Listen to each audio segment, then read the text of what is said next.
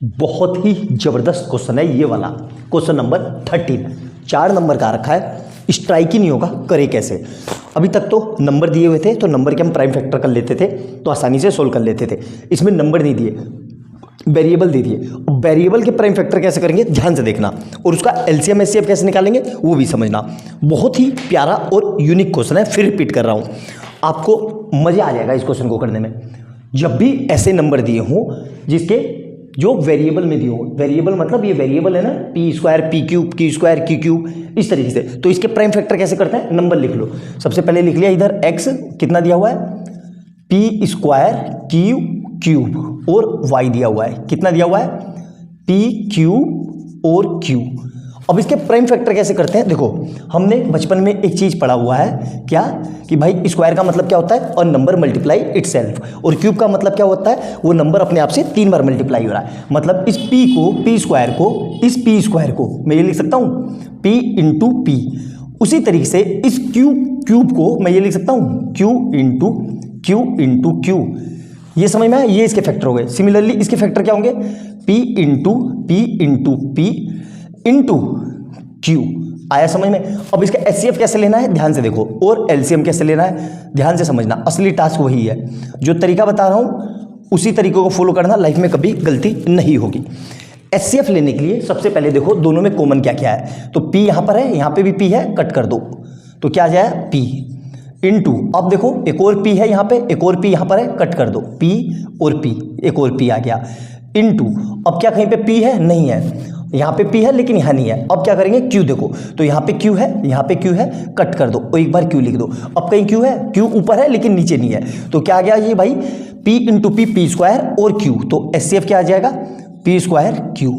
LCM sir कैसे लेंगे, LCM के लेने के लिए कुछ नहीं करना है, जो कट किया ये वाला हिस्सा इसको फिर से लिख लो, P इंटू क्यू इंटू। अब फर्स्ट वाले में जो बचा, फर्स्ट वाले में क्या बचा है ध्यान से देखो, इसमें सिर्फ बचा हुआ है Q और Q, इन दोनों को यहां लिख दो, तो Q इंटू क्यू। और नीचे वाले में क्या बचा है ध्यान से देखो, नीचे वाले में बचा हुआ है सिर्फ P, ये वाला P, तो इंटू P लिख दो। तो अब देख लो कितने P हो गए, 1 2 3, मतलब क्या हो जाएगा ये P क्यूब इंटू Q कितने बचे, 1 2 3, मतलब क्या हो जाएगा क्यू क्यूब। तो इसका यही हमारा एचसीएफ में आ गया और यही हमारा एलसीएम आ गया। अब ये पूछ रहा है what can you say about their LCM and HCF. LCM and HCF निकाल लिया, अब क्या कह रहा है, is LCM of multiple of HCF explain. तो अब कैसे करेंगे ध्यान से देखो, मेन असली टास्क यही है। हमें कोई नंबर ले लो रैंडम, नंबर क्या लेने हैं, कंटिन्यूअस, आपको याद होना चाहिए।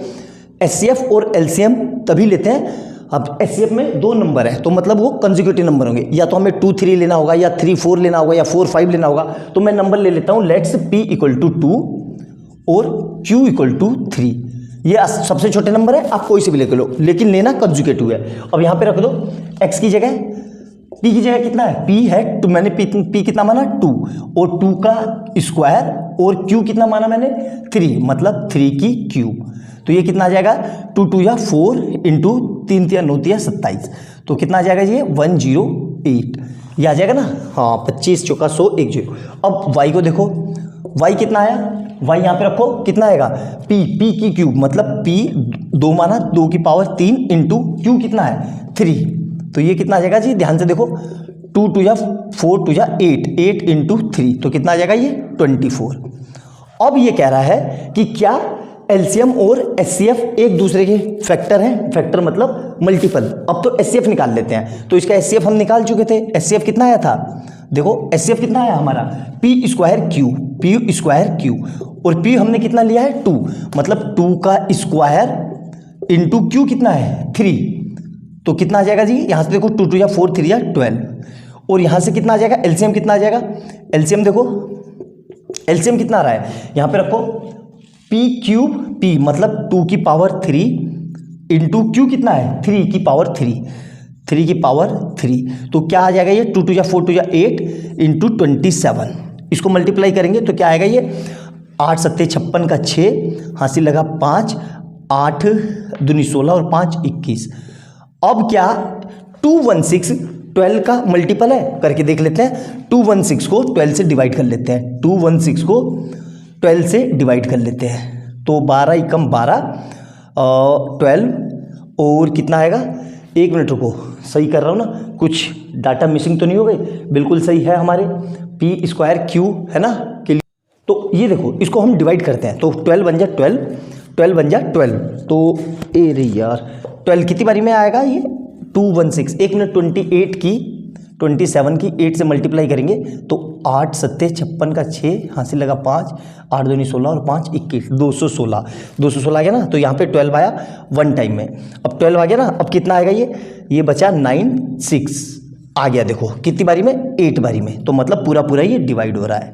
आया समझ में? तो हाँ ये इसका मल्टीपल है, तो ये हम डाटा लेके अपने से प्रूफ करके बोल सकते हैं yes LCM is a multiple of HCF. बहुत ही प्यारा यूनिक क्वेश्चन है, इस तरह का क्वेश्चन आपने अभी तक नहीं किया होगा, मैं चैलेंज के साथ ठोक के बोल सकता हूं। तो अच्छे से देखना मैंने कैसे एक्सप्लेन किया, एक एक टर्म कैसे करी, क्वेश्चन को लिखना, सॉल्यूशन लिखना, और जितनी बातें मैंने वीडियो में बोली है उसको भी नोट डाउन करना और अच्छे से नोटबुक बनाना और उसको सोल्व करना।